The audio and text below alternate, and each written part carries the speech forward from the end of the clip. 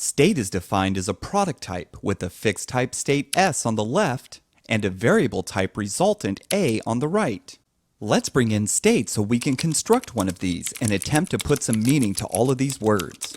We first pull in the state constructor by requiring it from an ADT library named Crocs. With our constructor in scope, let's create an instance of state which we'll call M for now.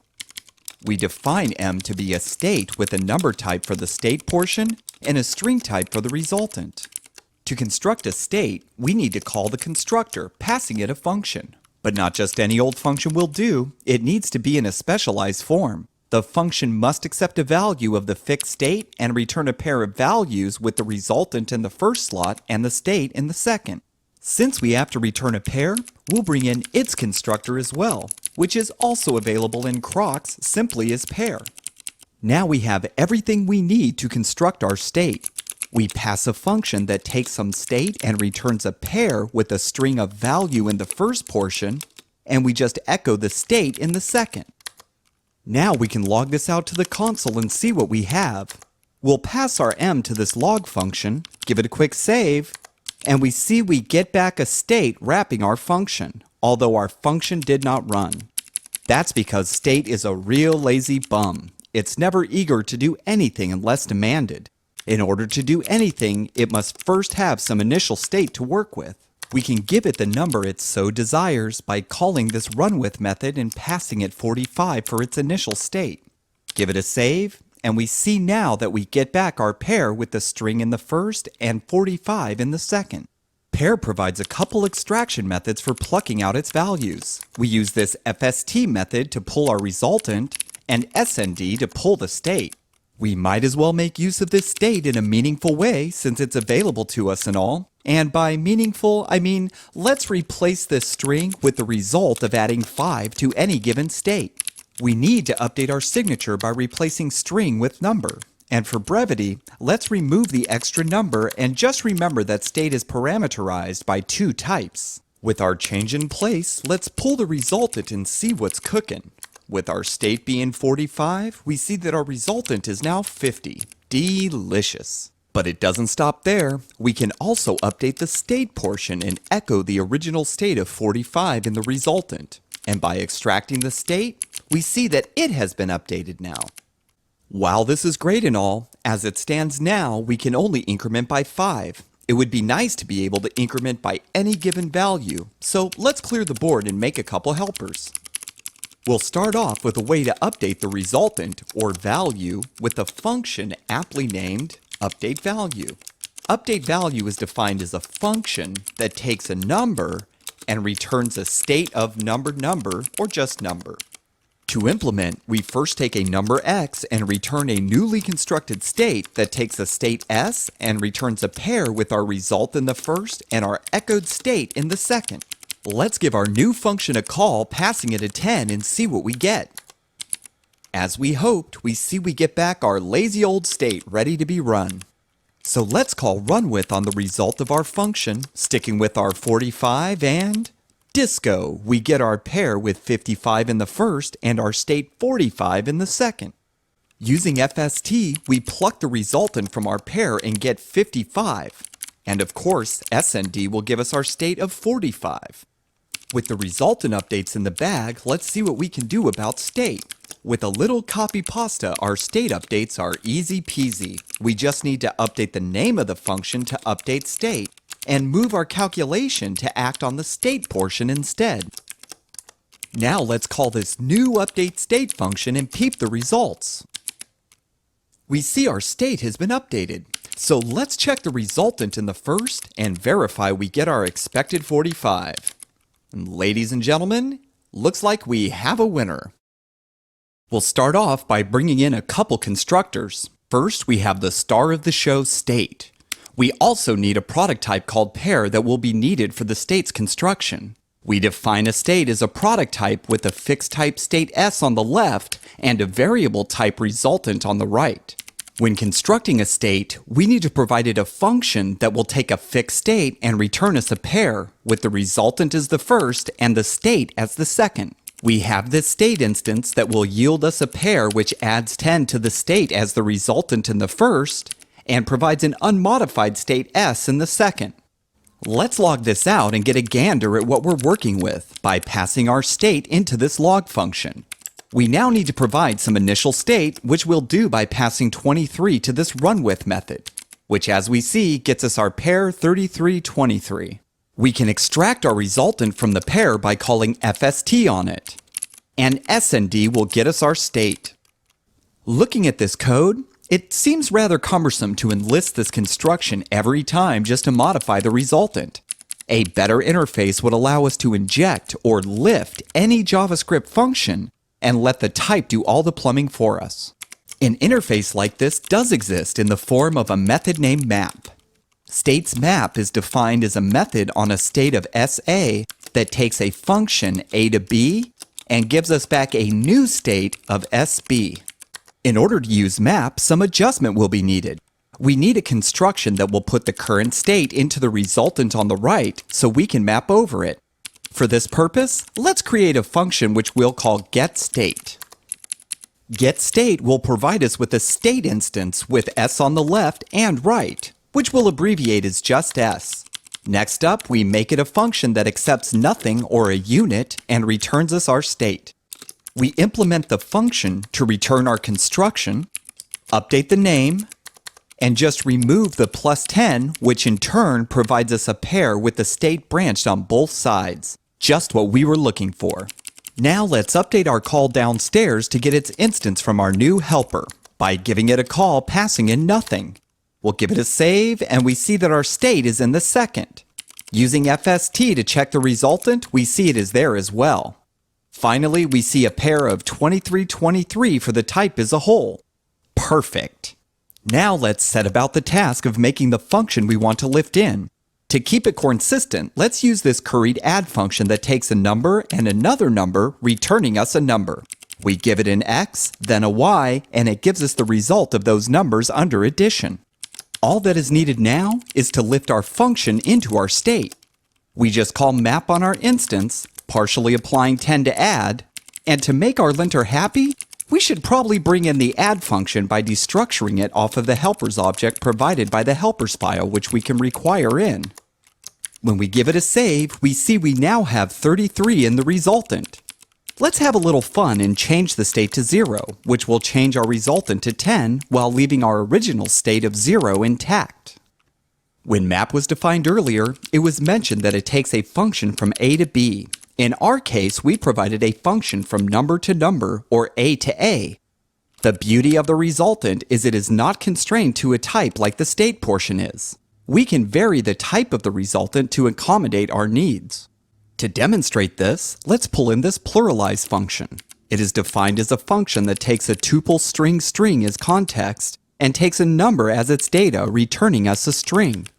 The strings represent the singular and plural forms, while the number is the value to be pluralized.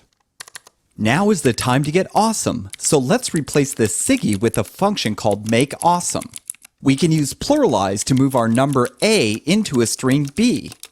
MakeAwesome is defined as a function that takes a number and returns us a string.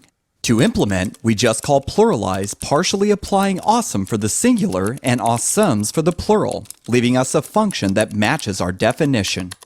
And just like with add, we need to appease our linter by plucking pluralize off of the helpers to make it available in our file. With pluralize now in scope, let's replace our add function with the call to makeAwesome and check the state. We verified that it's still 0. But now when we pull the resultant, we see we have 0 awesomes. Passing 1 gets us 1 awesome, while 100 results in 100 awesomes, which is not too shabby if I do say so myself. But it doesn't stop there. Just by inserting our add function, we can map over both functions, resulting in 110 awesomes. And if we narrow our eyes just a wee bit, we may notice that these calls resemble function composition. We can put this theory to the test by combining these functions using a compose function. First, let's declare a function called flow, which is defined as a function that takes a number and returns back a string.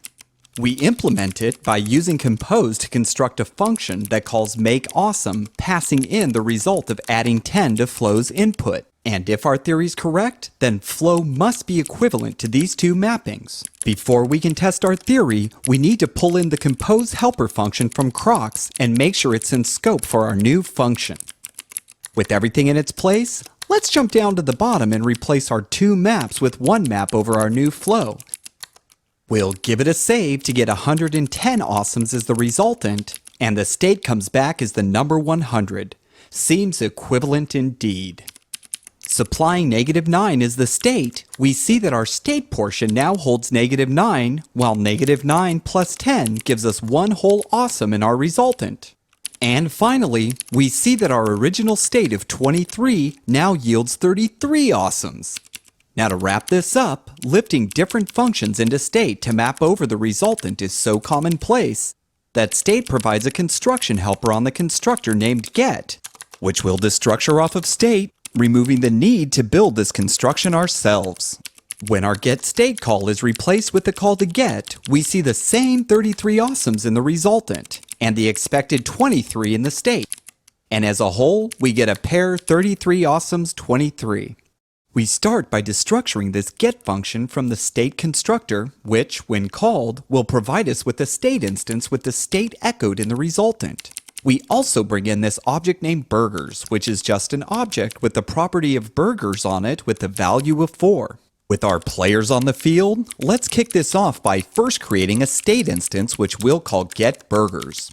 We'll define getBurgers to be a state instance that has an object in both the state and the resultant.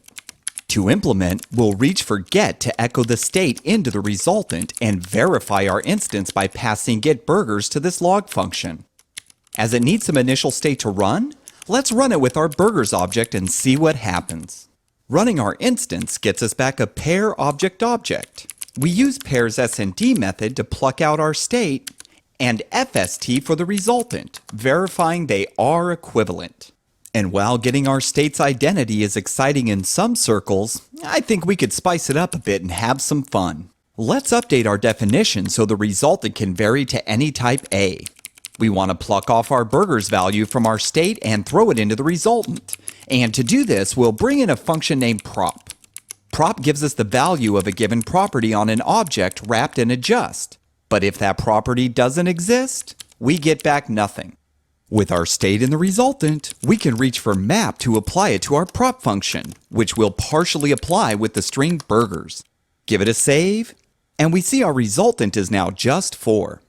As is, getBurgers will always return a maybe of something, so let's wrap our A in a maybe. When run with burgers, we get back a just. For fun, let's see what would happen if we use tacos as our data instead. Before we send it through our state, we first need to bring tacos into scope by destructuring it off of our data object, like we did with burgers. Now we just replace burgers with tacos and see our resultant is nothing. And by pulling the state with SND, we see that it is indeed our 10 tacos. For this example, we're really only concerned with the resultant and long hair don't care about the value of the state. For this use case, state provides an evalWith method that will unwrap the resultant, tossing aside the tacos, returning our nothing. Passing burgers to evalWith throws away our burgers, giving us our just 4. Building state accessors like getBurgers is so common that get has a little trick up its sleeve. If we pass it a function instead of unit, get will map over the state and substitute it with the result, removing the additional map. We'll replace burgers with tacos and verify that we still get our nothing. When we originally defined getBurgers, maybe was never mentioned. In order to unwrap the maybe, we need to provide a reasonable default for nothing. We can fold this value out by optioning it with the default value. To do this, we can reach for option, which is a point-free function provided by Crocs that takes a default value followed by a maybe.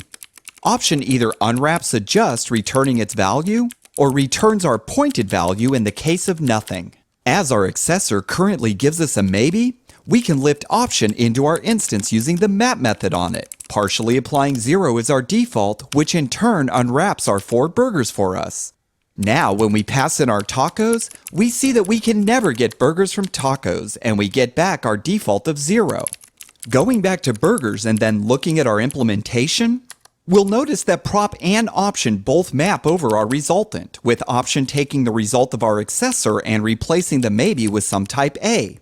We should be able to roll our option into get by utilizing function composition. We'll first bring in the compose helper function provided by Crocs to build our composition. Compose takes any number of functions and returns us a new function that will pipe our data through each function right to left, returning us the result. Even though these functions are specific to this flow, let's see if we can get a little green and make something that can be reused, which we'll call default prop.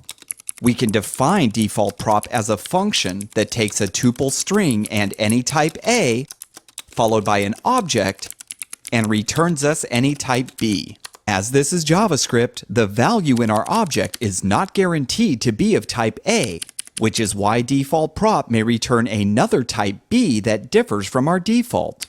To implement, we bring in our target key and our default def, returning a composition that accepts an object and returns any type B. An option pointed at our default called after a partially applied prop defines our composition. Now we can use our newly created function in our instance downstairs. We'll get rid of this excessive mapping and replace the function passed to get with a call to default prop, calling it with the key of burgers and a default of 0. When we save this down, we see we get our expected 4. And if we run this with tacos, our expected 0 is the result. Now we have ourselves an accessor that not only matches our definition, but also communicates its intent, making future us giggle with glee. We can now use our accessor as the starting point to make our reality a little bit better. What if there was a shadow of our world that you could always get tacos from burgers? We can represent this shadow with a state instance we'll call burgers to tacos. We define burgers to tacos as a state instance of object. And to implement, we first pull in our accessor. We want an instance that will take our value off of burgers and wrap it in an object with the key of tacos. We can map over the resultant, passing in a function to do the work for us. Crocs provides a function well suited to this task in the form of obj. Obj takes a desired key as its first argument and the value to be wrapped as its second, returning us the resulting object. Now we just lift the result of applying tacos to obj into our state instance using map, jump back downstairs, and replace get burgers with burgers to tacos, evaluating with tacos, which gets us back 0 tacos as we started with tacos. But if we start with burgers, we see we now get back 4 tacos, thus defining a reality in which I would love to reside. When working with stateful computations, it's often handy to be able to swap out our state with a new value. To see what a construction like this would look like, let's pull in both the state and pair constructors from Crocs. Using these constructors, we'll create a function called putState that puts a given value into our state. PutState is defined as a function that takes a given state S and returns a state S of unit. Since unit is in our resultant, let's jump to the top and bring in its constructor from Crocs as well. With all the pieces on the table, we can implement putState by building a function that accepts a value of type S and returns an instance that ignores the current state and returns a pair with the unit in the resultant and our given state in the state position, effectively replacing the current state with our value. Now let's check out our handiwork and log out the result of calling our funky fresh function with Grand Canyon as the value, and then running it with the state of evergreen by passing the string evergreen to the runWith function. With a quick save, we see we get back a pair unit Grand Canyon. Using SND to pull the state, we get back Grand Canyon. And by replacing runWith with evalWith, we see our unit is in the resultant. Like evalWith, state provides execWith that will unwrap the state from the resulting pair, throwing out the resultant. A common use case for this construction is to allow for the state to be reset to an initial value. Let's define our reset to be a function that goes from unit to a state S of unit, where S in our case is fixed to the type string. Now to implement, we create a function that takes nothing and returns the result of calling putState with our pointed value of Grand Canyon. We can now replace our call to putState with a call to our reset function. Give it a save, and we see that we still are in the Grand Canyon state even though we started off in the evergreen state. Replacing state with a new value is such a common construction that state provides a construction helper named put that will handle all the plumbing for us. We just destructure it off of the state constructor like so, and get rid of all this cruft that is no longer needed. Now we simply replace our old put state function with put and save it down, seeing that we still have Grand Canyon as our state. And by calling eval with to pull the resultant, we see our unit is still there, resulting in an overall pair of unit Grand Canyon. A common construction when working with stateful computations allows us to update our state based upon its previous value. We bring in both the state and pair constructors from Crocs to see how this could be accomplished. We'll also define this initial state, which is an object that has a key of bubbles with the number of 42 as its value. We'll start off by making a construction helper that takes a function defining how our state should be modified, which we'll call modify state. Modify state is defined as a function that takes a special function that accepts and returns the same type of s and gives us back an instant state s of unit. Before we start implementing our helper, we first need to bring the unit constructor into scope for our usage. With the usual suspects all rounded up, let's implement modify state to accept a function fn and then promptly return a state instance that will take in the current state s and return a pair with unit in the resultant and the result of calling our function fn with the current state as our new state. Before we can call modify state, we need an endo function to define our modification. What we're looking to do is increase our bubbles value on our state by 1. So we need a function that takes and returns an object as our state is fixed to the type of object. Crocs provides a binary function named mapProps that not only provides a means for our modification, but matches the object-to-object signature to boot. To use mapProps, we need to partially apply an object of functions that will replace a given key's value with the result of applying the original value to the provided function. Here we'll target the key of bubbles, but now need a function that will map its value by adding 1 to it. And it just so happens we have this curried add helper which returns the result of 2 numbers under addition. We can now just plug it in, partially applying the number 1 to it, but before we can run this, we gotta bring it into scope. To do this, we'll just destructure it off of our nifty helpers object that we require in, and we're good to go. Now we just give it a save and see we get back our instance just itching for some state to run. So let's oblige by calling eval with our initial state. Save it down again, and we see we get back our boring unit in the resultant. But if we call exec with the same state, we see our state has been modified to now be an object with our bubbles incremented to 43. Let's capture this state modification by creating a function that we'll call blowBubble. And we'll define blowBubble as a function that goes from unit to a state with object in the state portion and unit in the resultant. To implement this, it's as easy as just ripping out our transaction from below and dropping it in as the body of blowBubble. Now with our function implemented, we just give it a call, passing in nothing, and save down our changes to see that we still have our result, but with a much better name. This type of interaction with the state is so common when working with stateful computations that the state constructor provides a construction helper named modify to do the heavy lifting for us. We gain access to this helper by destructuring modify off of the state constructor and send these folks packing as they're no longer needed. We also get rid of our homegrown helper and update blowBubble to use modify instead. After saving this down, we see we still get back our bubbles 43. Although one thing that is bumming me out right now is that blowBubble seems like a one-off function. There's just not much we can do with it. Let's see if we can remedy this morose state of being and find some contentment in this new blowBubbles function.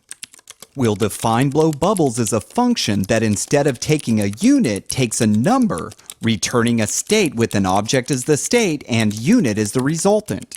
Now we just take a number n as input and move our transaction into the body, replacing the partially applied 1 with our n. Using our new function, blowBubble just got a whole lot simpler, as it is now just a call to blowBubbles passing 1. Now we just save it down and see that everything is still working as expected on the state side. And a quick peek into our resultant shows our unit. Why stop here? Now that we've parameterized our helper, we can reuse it in so many ways. Just by copying it down and making some slight modifications, we can create a whole mess of functionality that does the opposite. To implement, we'll make a new function named burst bubbles that still takes a number n for the input. But in our body, we now call blow bubbles, passing the additive inverse of our n.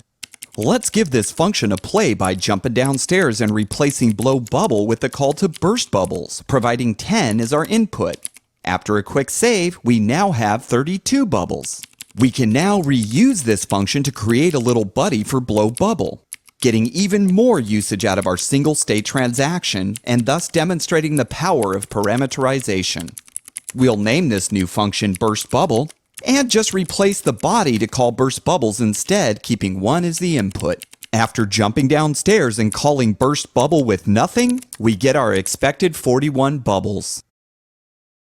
One of the most powerful features of state is the ability to combine stateful computations that depend on a fixed type state. State is defined as a product type with a fixed type state S on the left and a variable type resultant A on the right. While the type can vary for A, it is imperative that the state S never change its type and remain fixed. With these constraints in mind, let's dive into what combining stateful computations could possibly look like. We start by creating a function called compute, and we'll define compute as a function that takes a number and returns a state number of number with number in the state and the resultant, which will abbreviate to just number. Now to implement, we'll take in a given number n as input, but we now need a way to get this number into a state. As we need to be able to use any stateful computation, it seems we'll need a way to somehow get n into our resultant. Turns out we're in luck. State provides a construction helper named of, which is defined as a function that takes any type A and provides a state S of A, putting our value in the resultant. We can now use of to return our required state by passing it n. Let's see what we've got so far by using this log function to peek in on what we get back when we call it with 10. We see our type ready to run with a state of 2, which will get us back a pair 10-2. Looks like our resultant is populated with 10 as expected. Running with exec with retrieves our state of 2, while eval with pulls our resultant ripe for modification. Modification, you say? How do we even? One way to modify the resultant is to use map to lift a given function over our resultant. We now need some function to lift and apply, and I believe this curried add function will do just nicely, providing the result of two numbers under addition. But before we can lift it, we need it in scope. We can lean on some destructuring sugar here and pluck add off of our convenient helpers object, which will require in here at the top of our file. Now we need to get our function to work on the resultant. By passing it to map after partially applying the number 2 and saving it, we see we get back our 12.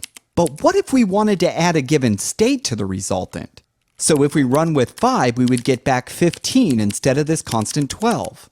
With no access to the state, looks like map is not going to cut the mustard.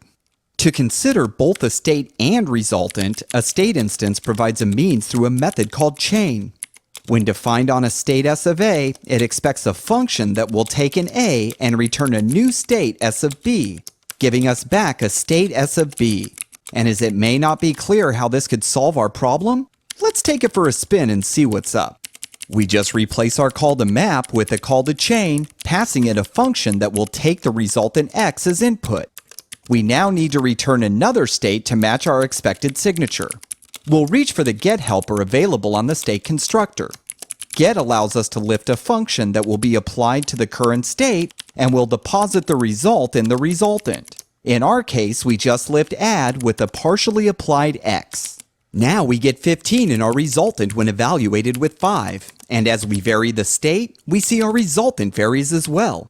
But this function doesn't really tell a story and may make future us scratch our head a bit. So let's remedy that by creating a function called addState. Creating this separate function will allow us to give this discrete transaction a name. We'll define addState as a function that takes a given number and kicks us back a state number of number, or just number. And to implement, we'll take a given number n and returned the result of calling get with n partially applied to add. Now we can replace this hot mess with an easier to read add state. Give it a save, and we still get 12. And just like before, our computations reflect changes in our state. And while the resultant varies, our state remains the same for any other computations we might want to chain. But reading from state is only half of it. To take full advantage of state, we need to be able to modify the state portion as well. To derive an inkling of how we would chain in something like this, let's create another function called inkstate, which will increment the state by 1. We'll define inkstate as a function that goes from unit to our state number. And to handle the increment, it just so happens we have this handy inc function we can use to do our dirty work for us. Now we just bring it into scope like we did with add, and we can implement by first taking in nothing, and instead of using get, we'll reach for modify, lifting our inc function. Now modify needs to be plucked off the constructor and brought into scope, and we're pretty much done. Now we just chain it in to get our state incremented. And now when we give it a save, we see our state is now 3. But I have some bad news. A quick peek on the resultant shows we've lost our calculation and now have a unit. That's because modify returns a state s of unit. Looks like we have a little something we need to address. First, we need the previous resultant, so let's allow a number n as input to our function. Now that we have our n, we need to get it into the resultant. But we can't just pass it into map, as map expects a function. There's a special combinator named constant that we can enlist that will give us back a function that always returns a pointed value. We just pull it in from crocs, jump down to our mapping, passing in constant with our n partially applied. Give it a save, and it looks like we're back in business. But what about the state? A quick call to execute shows that we're still good there. With our state incremented and our resultant populated as expected, we can just keep chaining to our heart's desire, with the type taking care of all of our state management for us, no matter how complicated our computations become. A wonderful property of stateful computations is that they can be composed like any other function. To see how we can use familiar function composition to represent our flows, we'll start by getting to know this compute function. Compute is defined as a function that takes a number and returns a state number of number. We take this number n and lift it into a state using this of construction helper, and then proceed to chain our various stateful interactions over our lifted value. For our first interaction, we have this add state function, which takes a number and returns a state number of number. Next up is inkstate, which also takes a number to a state number of number. And finally, we have multiply state, whose SIGI is, you guessed it, a number to a state number of number. Let's log this out to see what compute is doing for us. We log the result of calling compute with the number 10, and we get back our expected state instance. When run with an initial state of 2, we get back a pair 36, 3. So let's see if we can figure out how we got here. We start with some n, or 10 in our case, which is lifted into the resultant of our state instance. Then we chain add state, which adds the resultant 10 to the state 2, giving us back a new state instance with 12 in the resultant. We then chain an inkstate, resulting in another state instance that increments our state of 2 by 1, resulting in a state of 3, while leaving our resultant untouched for a value of 12. Finally, we wrap up this computation by chaining multiply state, which gives us back yet another instance, this time multiplying the resultant 12 by the state 3, giving us back our pair 36, 3. One thing our keen eyes may have noticed is that, including compute, every transaction we've defined has this signature number to a state number of number. This signature also shows up in our definition of chain, using a more generic form of A to a state S of B. We can represent this signature in an even more generic form by replacing our state S with an M, resulting in a SIGI that reads as an arrow from any A to a given M of B. In this more generic form, this type of arrow is known as a Kleisli arrow, which is the namesake of a brilliant feller by the name of Henrik Kleisli. One property of these types of functions is that they can be composed, but normal composition isn't going to work here. we need a specialized function named composeK, which we'll bring in from Crocs. ComposeK will compose any given Kleisli arrows together as long as our m's match up. To see how we can lean on composition for our computation, we'll start with our first two functions, addState and IncState. Let's combine them by creating a new function called addInInc. Using our familiar signature, we'll define addInInc as a function that takes a number to a state number of number, matching the same signature of the functions being composed. Implementation is a breeze. We just call composeK, passing it our functions, starting with a quick pluck and paste of IncState, as it needs to be called after our call to addState, which we'll also pluck out of our old flow and paste into our composition. After a little cleanup, we'll reuse one of the chains by dropping in our new composition, and with a little save, we see we get back our pair 36.3. Another beautiful property of this signature is that, much like a forklift, we can use these functions to lift our values for us, making this call to of obsolete with a little rearrangement. We just take our given n and apply it to our new composition. Give it a save, and we still get back our pair 36.3. And why stop there? As multiply state is chained, we can get a little cute for a second and turn the rest of this into another composition.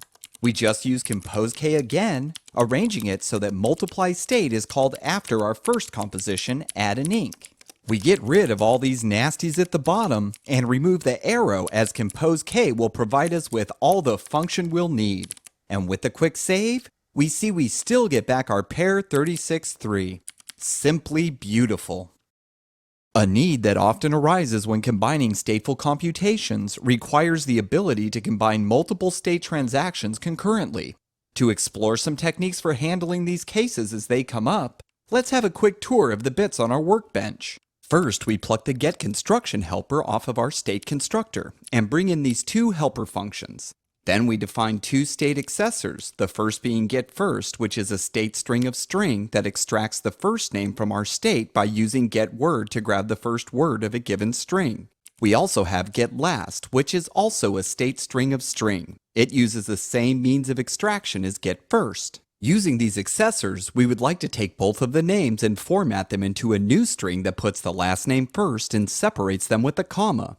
We'll enlist this nameify function to take care of the formatting for us. All things have to start somewhere, so let's kick this off by creating a state instance that we'll simply name format. We define format to be a state string of string.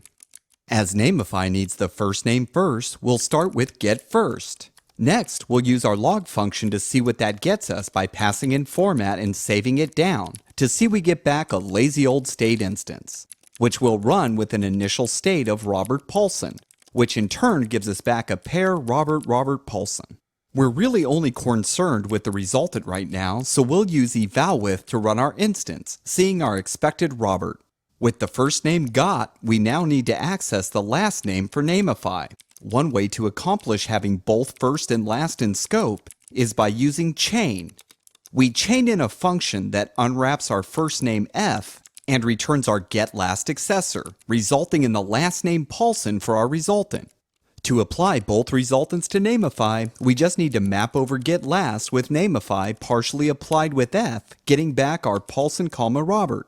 While we super duper got this working, it's pretty horrible to look at and will probably be hard to grok if we ever need to get back in here again. I think we may be able to do a much nicer job by leaning on a state instance method named AP. AP is short for apply, and it's defined on a state S with the function A to B in the resultant. We pass it a state S of A, which it'll apply the A to our function and wrap the result in a new state S of B.